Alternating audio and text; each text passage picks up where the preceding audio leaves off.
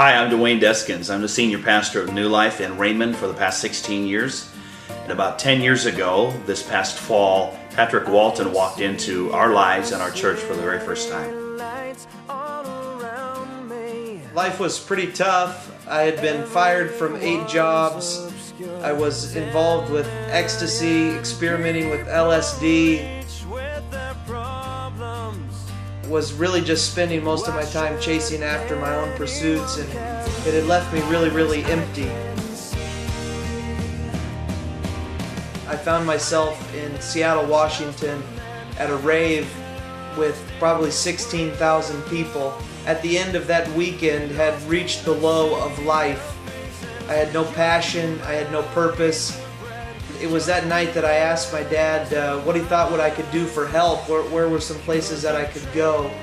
And he had mentioned my grandparents, and one of the requirements staying at my grandparents' house is that I had to go to church.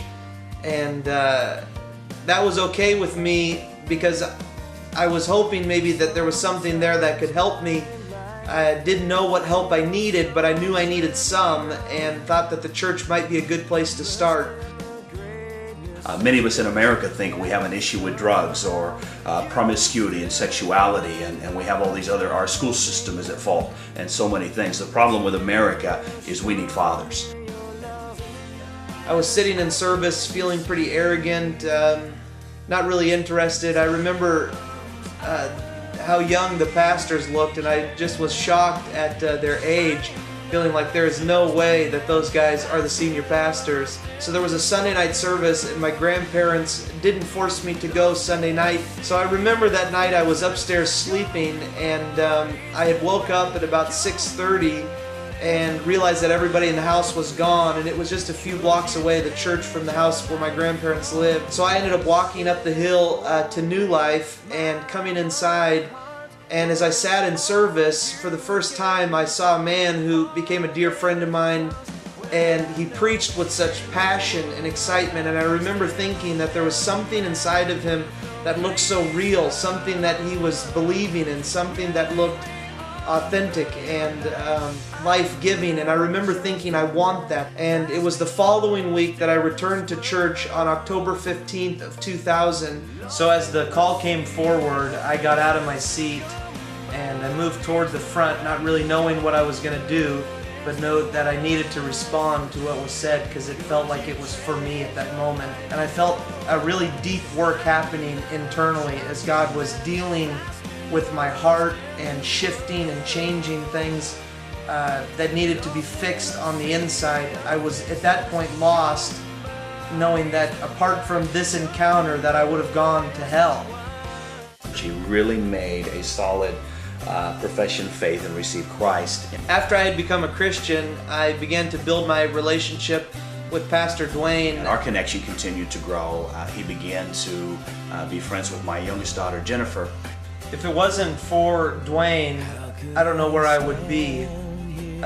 He's been so influential in my life in that he's believed in me. Patrick served, and he connected, and he grew. In 18 months' time, people thought he'd been saved 4, 5, 6 years. He was digging out nuggets from the Old Testament and bringing principles home, preaching and ministering over our youth. Then he became the director of our youth ministries for the Pacific Northwest, for our entire district, as he was traveling, running summer camps. And he and my daughter continued to kindle a friendship. He's trusted me not only with his own daughter, which is a great privilege, but also inside of the church. He did prove his trustworthiness in an amazing way. Pat hit the ground running, serving and growing. His devotional life has always been something that I have admired in an amazing way. So now I'm the associate pastor here at New Life. I've been married to Jennifer, my beautiful wife, for just about 5 years. I've learned many things from Pat along the way in his dedication to the Lord.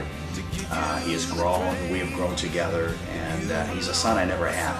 It's been a beautiful thing. The Lord has given me my life back. It doesn't matter where you're at. It doesn't matter where life has taken you. There's always an opportunity. God is always available. So the Message translation of Jeremiah 29:11 tells us that you can have the future that you've hoped for, the thing that you've longed for. There's always hope for you. God is able to change you. And every man who's listening to this, God's intent for us is to reproduce children, not just in the natural, but in the spiritual realm, to become mentors, to become fathers, to become coaches toward a young generation, or those that, like Patrick, who were looking for someone to say, would you believe in me? Can I walk alongside you? Can I carry your Bible for you?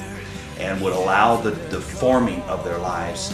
Once we develop that heart, those around us will be drawn to us, and we can reproduce for the next generation. I have a sickness that can only be cured by the work of Christ in my life.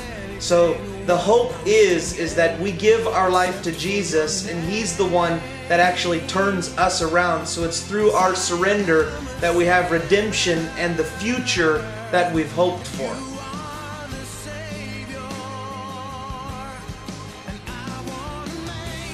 If it wasn't for Dwayne, I don't know where I would be. Problem with America is we need fathers.